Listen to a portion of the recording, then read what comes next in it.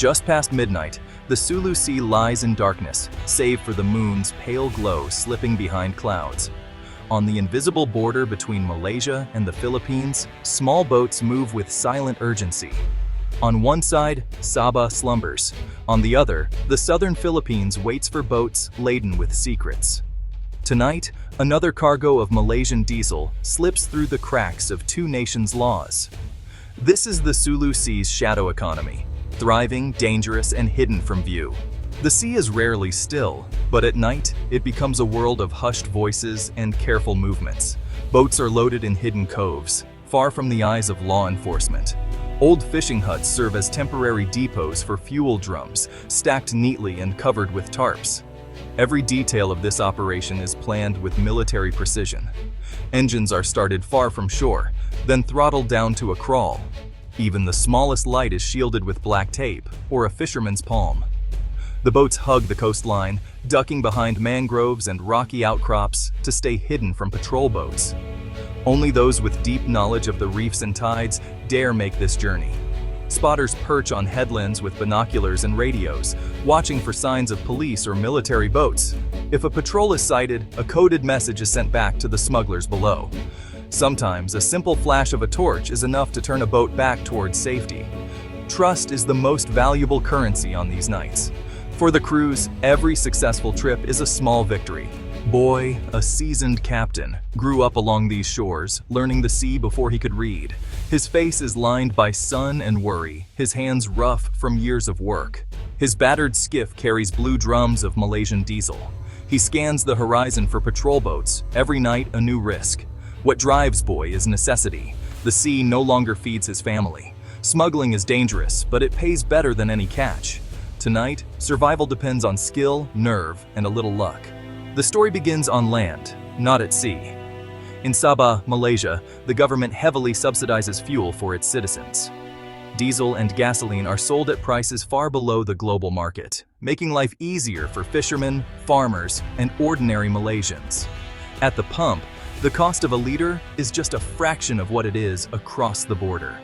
This policy is meant to help local communities. Sabah is remote, and its people face economic hardships. By lowering fuel prices, the government hopes to support small businesses and keep essential goods affordable. It is a lifeline for many.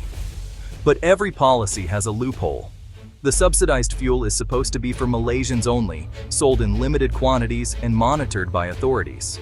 But in practice, enforcement is difficult.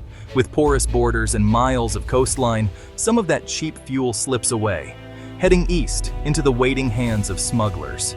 What starts as a well-meaning subsidy soon leaks into a much larger, unregulated market, driven by forces far beyond the government's control. Just across the sea, in the southern Philippines, fuel is expensive. Government subsidies are rare, and taxes push prices even higher.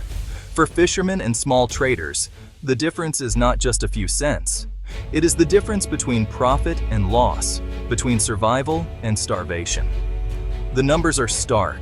While a liter of diesel in Sabah might cost 2 ringgit, the same fuel in Tawi-Tawi or Jolo sells for up to 3 times as much. For a boat captain like Boy, one trip can turn a small investment into a week's wages. Multiply that by dozens of boats and hundreds of trips, and the profits become too big to ignore. It's not just about greed. The price gap creates an irresistible pull. Honest fishermen see neighbors growing rich overnight. Shopkeepers turn a blind eye, and even local officials sometimes share in the proceeds. In these islands, everyone knows someone involved in the trade. The temptation is everywhere, and the risk is worth it. For many, there is simply no better way to make a living. The smuggling trade is not just a string of isolated crimes. It is a web woven tightly across the Sulu Sea. Entire communities depend on this shadow economy, from the fishermen who make the runs to the traders who distribute the fuel, and the families who rely on the income. Networks of spotters, informants, and lookouts keep the routes open. In some villages, every household has a role. One provides storage, another supplies food, others keep watch. Trust and loyalty are built over years of shared risk. Even local authorities sometimes look the other way, knowing that the trade keeps the community afloat. Boats are painted in drab colors to blend with the shore. Fuel drums are hidden in secret caves or buried in sand. Payments are handled in cash, often in small bills, to avoid bank scrutiny. The operation is sophisticated, but always shifting to stay ahead of the law. For many, this is not just about profit.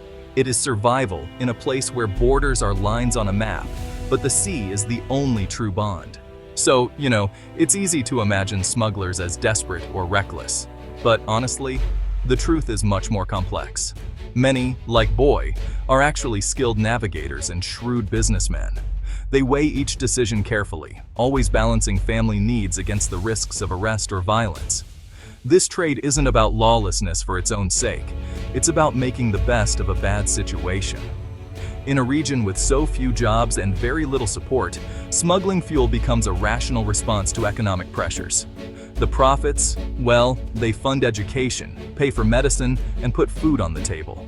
Communities discuss routes and risks openly, just like any other business venture. Some have even set up informal insurance schemes, pooling money to help families if a boat is lost or a crew member ends up in jail. The lines between legal and illegal, they really blur, and moral judgments get complicated. For these families, economic survival comes first, and the opportunities the sea offers, legal or not, are just too important to ignore. At the heart of the problem is, a well-intentioned policy gone awry. Fuel subsidies are meant to help the poor, but when price differences get too large, they become magnets for smuggling. The state spends billions to support its people, but those benefits spill across borders, feeding black markets and criminal networks. Officials respond with new patrols, checkpoints, and more surveillance. But every crackdown just pushes smugglers to adapt new routes, smaller boats, faster landings. The cycle just keeps repeating. Enforcement is always one step behind the incentives created by the price gap. The government faces a real dilemma. If they end the subsidies, Sabah's poor will suffer. But if they keep them, the shadow economy will persist. The problem isn't just about law enforcement. It's economic logic at work, as powerful as any storm. The Sulu Sea's shadow economy isn't a failure of policing. It's the unintended consequence of policies that ignore the realities of geography and need.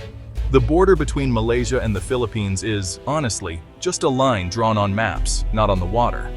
The Sulu Sea is open, wild, and really impossible to fence in. For every patrol, there are a dozen new routes. For every arrest, a dozen more boats slip past. Enforcement is costly and, frankly, dangerous. Patrol boats sometimes clash with armed smugglers, and innocent fishermen often get caught in the middle. Corruption is always a risk. Some officials are bribed, while others are simply overwhelmed. The sheer scale of the sea makes total control a bit of a fantasy. Communities on both sides have more in common with each other than with those distant capitals. Families are split by nationality, but united by trade. The border, in reality, is a flexible thing, shaped more by tides, weather, and economics than politics. To truly end the smuggling, the solution has to go beyond just patrols and arrests. It must address the needs and realities of those who live by the sea. Tonight, as Boy's boat slips back into darkness, the cycle just continues. Economic needs, policy loopholes, and the vast open sea keep the shadow market alive. Enforcement alone, it will never be enough. The sea unites people, even as borders try to divide them.